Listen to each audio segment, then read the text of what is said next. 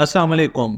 आज मैं आप लोगों के साथ शेयर करने जा रहा हूँ गूगल का इंट्रोड्यूस किया गया नया टूल जिसका नाम है नोटबुक LM। हम इसको एक्सेस कर सकते हैं notebooklm.google.com से। लेकिन हम लोग अपना नया नोटबुक स्टार्ट करने से पहले इसे गूगल में सर्च कर लेते हैं कि ये एक्चुअली है क्या। तो इसके लिए जब हम नोटबुक LM पे आते हैं तो यहाँ पर इनका मोटो देख लेते हैं, do your best thinking, your learning, brainstorming, note taking, creating, thinking. अब हम आते हैं कि ये बेसिकली कैसे काम करेगा। So collaborate with a virtual research assistant. यहाँ पर बहुत वाज़ेह करके बताया गया है कि ये एक वर्चुअल रिसर्च असिस्टेंट है जिसमें आप अपने डॉक्यूमेंट्स, URL या कोई सा भी कॉपीड टेक्स्ट यहाँ पर पेस्ट करेंगे और ये आपको मल्टीपल सोर्सेज से आपकी हेल्प करेगा एज एन असिस्टेंट। तो इसके लिए हम लोग जंप कर जाते हैं notebooklm.google.com के ऊपर। तो सबसे पहले जो हमारे पास यहाँ पर ऑप्शन है वो है upload your document and notebook LM will answer detailed question और सरफेस की इंसाइट्स। इसी तरह से आप convert complex materials into easy to understand formats like FAQs or briefing documents. Add key resources to a notebook and share with your organization to create a group knowledge base. हमारे पास मुख्तलिफ तरह के example notebooks भी हैं, लेकिन हम लोग एक नया प्लान नोटबुक क्रिएट करते हैं। तो नोटबुक को क्रिएट करने के लिए मैं लैंड कर जाता हूँ ऐड सोर्सेज की तरफ। जैसे कि मैंने आप लोगों को बताया था कि यहाँ पर हम मुख्तलिफ सोर्सेज ऐड कर सकते हैं फाइल्स की सूरत में। और अगर आप सोर्सेज की लिमिट को देखें तो अगर यहाँ पर आप लिमिट के बारे में बात करें तो यहाँ पर हम एक नोटबुक में 50 रिसोर्सेज ऐड कर सकते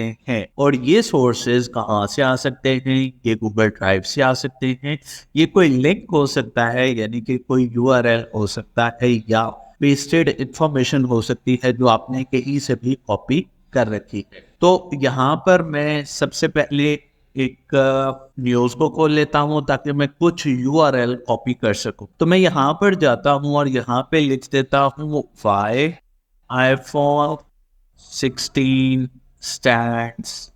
stand out in the market। तो मेरे पास मुख्तलिफ तरह के आर्टिकल्स जो कि रिसेंटली पब्लिश्ड हुए हैं वो मेरे पास आ चुके हैं।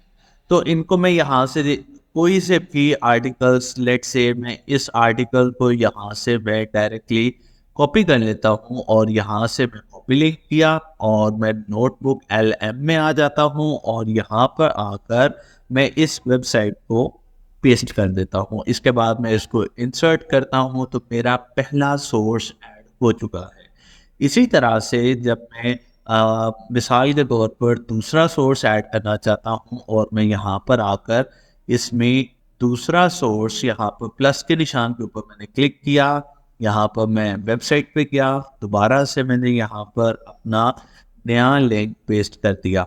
अब यहाँ पर अगर आप देखें तो मेरे 2 सोर्सेज ऐड हो चुके हैं। इसके बाद मैं यहाँ पर एक कंपैरिजन यानी कि सैमसंग गैलेक्सी S24 और iPhone 16 का कंपैरिजन है, बिकॉज मैं स्टैंड आउट के हवाले से बात कर रहा हूँ तो कंपैरिजन भी ज़रूरी है। तो मैं यहाँ पर थर्ड सोर्स लिंक की सूरत में यहाँ पर पेस्ट कर देता हूँ। तो ये एक ट्रायल सेशन है जिसमें मैं एक नोटबुक को क्रिएट कर रहा हूँ। तो इसके लिए मैं यहाँ पर अब इसको जनरेट करता हूँ और यहाँ पर जनरेट करने से पहले जो ओवरऑल इंटरफेस है हम उसको समझ लेते हैं। इससे मैं FAQs को जनरेट कर सकता हूँ, यहाँ से हम स्टडी गाइड्स को जनरेट कर सकते हैं, टेबल ऑफ कंटेंट बना सकते हैं और मुख्तलिफ तरह के डॉक्यूमेंट्स को जब हम लोग बनाएंगे तो वो ब्लॉगर्स भी यूज़ कर सकते हैं, वो स्टडी गाइड के लिए भी इस्तेमाल हो सकता है, वो ब्रीफिंग डॉक्यूमेंट भी हो सकता है और हम उसको टाइमलाइन में भी कन्वर्ट कर सकते हैं। और FAQs यानी कि फ्रीक्वेंटली आस्क्ड क्वेश्चंस में भी आप लोग उसको जनरेट कर सकते हैं। अब जो सोर्सेज मैंने इंक्लूड किए हैं उनके सजेस्टेड क्वेश्चंस मेरे पास यहाँ पर आ चुके हैं, तो हम इन्हीं को रीड आउट करते हैं। How does the iPhone 16 Pro Max installment impact its accessibility and appeal to consumer? What are the main strengths and weakness of iPhone 16 Pro Max compared to its predecessors, specifically in terms of hardware advancements and software features? तो basically मैं इसी के बारे में बात करना चाह रहा था। What are the key factors that will influence consumer decision regarding purchase the iPhone 16 and how does the phone's market performance compare to the previous release? तो मुझे ये दोनों क्वेश्चंस बहुत अच्छे लग रहे हैं, so I will go for the second question और मैं यहाँ पर इस क्वेश्चन को जनरेट कर लेता हूँ कि मुझे इसके रिगार्डिंग मुझे क्या आंसर्स जनरेट होंगे। तो थोड़ा सा टाइम नोटबुक LM इसको जनरेट करने में लगाएगा। अब यहाँ पर हम लोग इसको देख सकते हैं कि हमारे पास एक डिटेल्ड डॉक्यूमेंट जनरेट हो चुका है। अब इसका कंपैरिजन जो है वो ChatGPT, क्लॉड या जेमिनी से हम लोग इस अंदाज से कर सकते हैं कि नोटबुक हमें प्रॉपर रेफरेंसेस के साथ बात करेगा। किस तरह से? अगर आप लोग किसी भी बुलेट के आगे देखें तो एंड पे वो आप पे रेफरेंसेस ऐड हैं जो कि 1, 2, 3 और सो एंड सो फोर्थ हमारे पास गिवन हैं। अब अगर हम लोग देखें तो ये एक कंप्लीट स्ट्रेंथ और वीकनेसेस के हवाले से एक डिटेल्ड डॉक्यूमेंट जनरेट हो चुका है। अगर हम लोग इन रेफरेंसेस के ऊपर क्लिक करें तो वो यहाँ से हमें बता सकता है कि इसने ये इंफॉर्मेशन कहाँ से कलेक्ट की है। इसी तरह से अगर मैं यहाँ पर देखूँ तो 5 नंबर के ऊपर उसने ये इंफॉर्मेशन कहाँ से कलेक्ट की है, यानी कि visual intelligence pro visual engine के हवाले से। तो अगर हम लोग ओवरऑल इसको देखें तो स्ट्रेंथ में इसने बहुत सारे पॉइंट्स जनरेट किए हैं, वीकनेसेस में भी बहुत सारे पॉइंट्स जनरेट किए हैं, और ये है हमारे पास ओवरऑल एक डॉक्यूमेंट जो कि हमारे पास इस अंदाज से जनरेट हुआ है। मैं इसको सेव भी कर सकता हूँ और मैं इसको शेयर भी कर सकता हूँ। अब हम लोग आ जाते हैं इसकी ओवरऑल समरी की तरफ। तो समरी में जाने के लिए हम लोग दोबारा से नोटबुक गाइड में जाएंगे और यहाँ पर इस समरी को देख लेते हैं जो इसने हमारी डिफरेंट सोर्सेज से कलेक्ट की है। अब हम आ जाते हैं इसके FAQs को जनरेट करते हैं। तो FAQs को ये जनरेट करने में थोड़ा सा टाइम लगाएगा और इसके बाद हम इसके FAQs रिलेटेड इंफॉर्मेशन जनरेट कर सकते हैं। इसको जनरेट करने का एक फ़ायदा ये भी है कि वो तमाम ब्लॉगर्स जो एफिलिएट मार्केटिंग कर रहे हैं वो इन FAQs को यूज़ कर सकते हैं और एक इंटरेक्टिव ब्लॉग बना सकते हैं। और साथ साथ में यहाँ पर जैसे how much does the iPhone Pro Max cost, तो यहाँ पर वो डिफरेंट एफिलिएट लिंक देने के बाद एक अच्छा ब्लॉग प्रिपेयर कर सकते हैं। तो ये हो गया हमारे पास FAQs। मैं दोबारा से नोटबुक गाइड में जाता हूँ। अब हम जिक्र करते हैं यहाँ पर the most prominent feature of the notebook guide और वो है ऑडियो ओवरव्यू। ये क्या है? तो हम लोग इसके बारे में बात करते हैं। बेसिकली है it is deep dive conversation between the two hosts and only available in English। अब हम बात करते हैं कि जो भी सोर्सेज मैंने ऐड किए हैं गूगल नोटबुक LM उसको एक पॉडकास्ट के सूरत में जनरेट कर देगा। तो पॉडकास्ट को इस अंदाज से जनरेट करेगा कि एक होस्ट होगा, एक गेस्ट होगा and they are conversating with each other in English.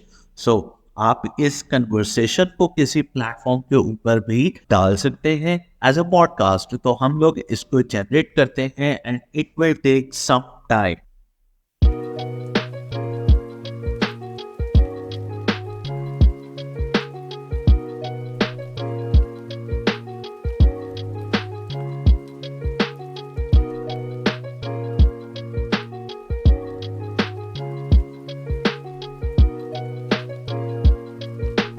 तो जैसे कि आप देख सकते हैं कि हमारा ऑडियो ओवरव्यू तैयार हो चुका है और ये 9 मिनट और 54 सेकंड के ऊपर मुश्तमिल है, यानी कि 9 मिनट्स एंड 54 सेकंड। अब मैं इसको लाइक और डिसलाइक करने के साथ साथ यहाँ से डाउनलोड कर सकता हूँ।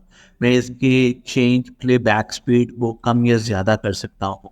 और इस डाउनलोडेड फाइल को मैं किसी भी तरह से यूज़ कर सकता हूँ, किसी भी पॉडकास्ट प्लेटफॉर्म के ऊपर या इवन यूट्यूब के ऊपर।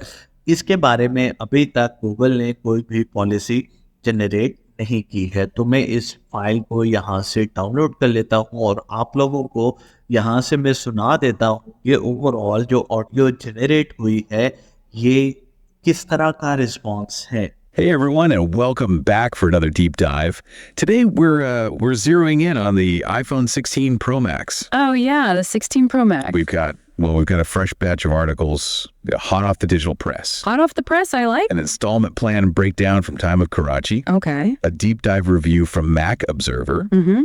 And a head-to-head comparison with the Samsung Galaxy S24, courtesy of stuff.co.nts. All right, covering all bases. So we're going beyond the hype to help you figure out if this phone, with its new payment options and touted upgrades, is actually worth your hard-earned cash. The big question, right? Speaking of cash, this time... तो मैं आप तमाम students, researchers, bloggers, media या किसी भी office, organisation, institution में काम करने वाले तमाम लोगों से ये ज़रूर कहूँगा कि नोटबुक एलएम का इस्तेमाल ज़रूर करें। ये आपके लिए बहुत ही फ़ायदेमंद AI टूल है जो गूगल ने लॉन्च किया है। Thank you so much.